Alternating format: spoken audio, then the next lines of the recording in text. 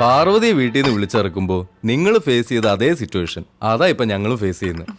നാട്ടിൽ നിന്നാ തല്ലല്ല കൊല്ലു തന്നെ ചെയ്യും. പ്രേമിച്ച് കല്യാണം കഴിച്ച് താമസിക്കാൻ പറ്റിയ ബെസ്റ്റ് സ്ഥലം ബോംബെ ആണെന്നല്ലേ നീ പറയാറ്? പിന്നെ നിന്റെ ഒരു മേൽനോട്ടം കിട്ടും അല്ലേ? അത് തന്നെ ഇങ്ങോട്ട് പോകുന്നത് നേരിട്ട് കണ്ട് സർപ്രൈസ് ആയിട്ട് കാര്യങ്ങൾ പറയാന്ന് വിചാരിച്ചു. ഇവര് 2 മാസം ഇവിടെ നിൽക്കട്ടെ, നിങ്ങളുടെ സ്നേഹവും സന്തോഷവും ഒക്കെ കണ്ട് 2 മാസം കൊണ്ട് ഇവര് ജീവിതം എന്താണെന്നൊന്ന് പഠിക്കട്ടെ. 2 മാസോ? എന്ത് കുറഞ്ഞു പോയാ? അതല്ല, എന്നാ ഞങ്ങള് നിങ്ങളോട് ഇതുവരെ ഒന്നും പറഞ്ഞില്ലെന്നേ ഉള്ളൂ.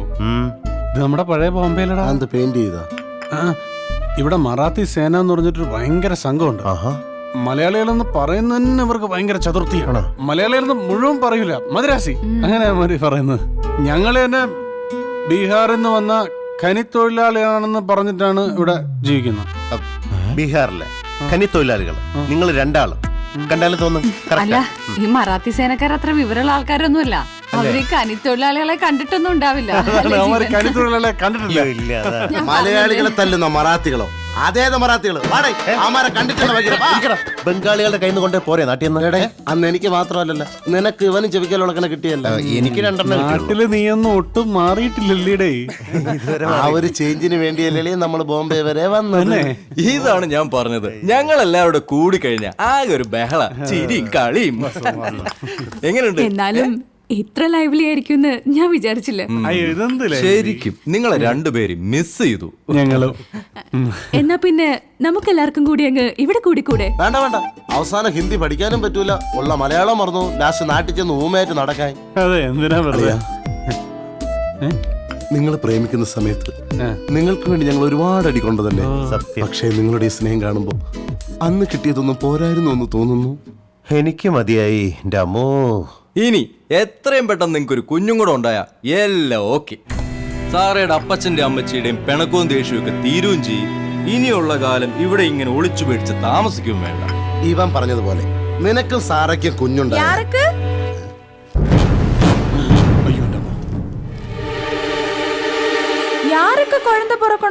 അതാവത് ചെൽവി, ഇവർക്ക് കൊച്ചുങ്ങൾ കുളന്തകൾ വേണമെന്ന് നീയും കൂടി ചൊല്ലണം. എത്രയും പെട്ടെന്ന് ഒരു കൊച്ചുങ്ങൾ ജനിക്കാൻ വേണ്ടി.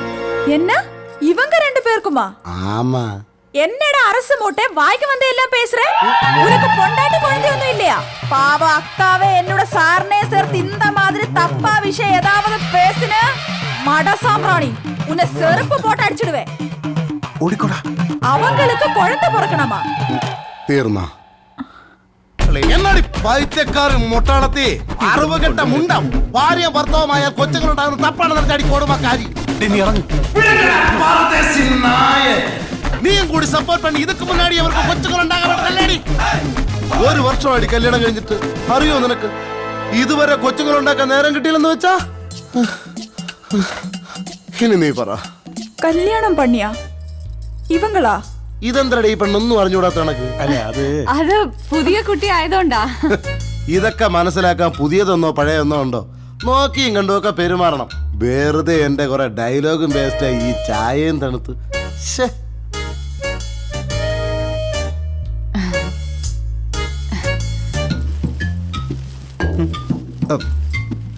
നമസ്കാരം. ഞാൻ എന്തെങ്കിലും പ്രശ്നം? ഒന്നുമില്ല, ഒരു പ്രശ്നമില്ല. ഇന്ന് രാവിലെ ജോലിക്ക് വന്ന കുട്ടി, അവർക്ക് എങ്ങനെയാ ഞങ്ങൾ ഹസ്ബൻഡും വൈഫ് ആണെന്ന്? സോറി ഷെൽവി, ഞങ്ങൾ തമ്മിലെ പ്രോബ്ലംസ് ഡിവോഴ്സ് നോട്ടീസ് കൊടുത്തിരിക്കുക. അതൊന്നും നീ അറിയാതിരിക്കാനായിട്ടാ. വേറൊരു പൊണ്ണുടെ പുരുഷനെ കൊഞ്ച നാളെ എൻ മനസ്സ് തപ്പ് തപ്പാന്ന് നനച്ചിട്ടുണ്ട്. പെരിയ തപ്പ് சாமி கோவிச்சிடுவாரு. അതാ എനിക്ക്. വേറെ പൊണ്ണിന്റെ പുരുഷനാ അയാൾ? ഇപ്പോ എനക്ക് യാരും മല്ലൈ. அப்படி சொல்லக்கூடாதக்கா. ഒരു പൊണ്ണുക്ക് ഒരു പുരുഷൻ, അതുതാ കടവുൾ നിശ്ചയം. അപ്പൊ ആ പുരുഷനുക്ക് ഒരുപാട് പൊണ്ണുങ്ങളാകാമോ? அந்த சாரா நிறைய பொண்ணுங்களா? நம்பவே முடியல. என்னையே சாரு சரியா பார்த்ததே இல்ல. அந்த சாரு சரியா பார்க்கணுங்கிலே ജീൻസും ടോപ്പൊക്കെ ഇട്ടിട്ട് വരണം. ജീൻസും ടോപ്പും പോട്ടാ പിടിക്കുമാ? മിനിമം അതെങ്കിലും വേണം. ഇവളുടെ കാര്യങ്ങളൊക്കെ പറഞ്ഞ പറഞ്ഞു. അവർക്ക് മുന്നാടി നമ്മ ഹസ്ബൻഡ് ആൻഡ് വൈഫ് അടിഞ്ചു പിരിഞ്ഞതില്ലേ? ഓക്കെ, அவங்க முன்னாடி மட்டும் എന്നുവെച്ചാ അതെന്തേലും അവന്മാര് ബോംബെ വിടുന്നവരെ നമ്മൾ അഭിനയിച്ചേ പറ്റൂ, അറിയാലോ. ജീവനും ജീവിതവും പണയപ്പെടുത്തി നമ്മൾ ഒരുമിപ്പിക്കാൻ നിന്നവന്മാര്. ഇത് വല്ലതും അവന്മാർ അറിഞ്ഞാ നമ്മൾ രണ്ടെണ്ണത്തിനെയും കുഴിച്ചു മൂടിയിട്ട് ഇവിടുന്ന് പോകും. ഒരുമിച്ച് നിൽക്കാൻ റെഡിയാണോ? എനിക്കൊന്ന് ആലോചിക്കണം. നിനക്കങ്ങനെ ആലോചിച്ച് സ്ക്രിപ്റ്റ് എഴുതാനും സമയമല്ല, ഇപ്പൊ തീരുമാനിക്കണം. ഏത് നേരത്താണോ എന്തെങ്കിലും ചെയ്യും. എവിടെ ഞാൻ എങ്ങനെ പ്രേമിച്ചു ഈശ്വര. நீங்க நல்லா நடிக்கிறாங்க விஜய் மாதிரி. അസിൻ കഴിക്കാൻ വല്ല ഉണ്ടാക്ക. அசினா நானா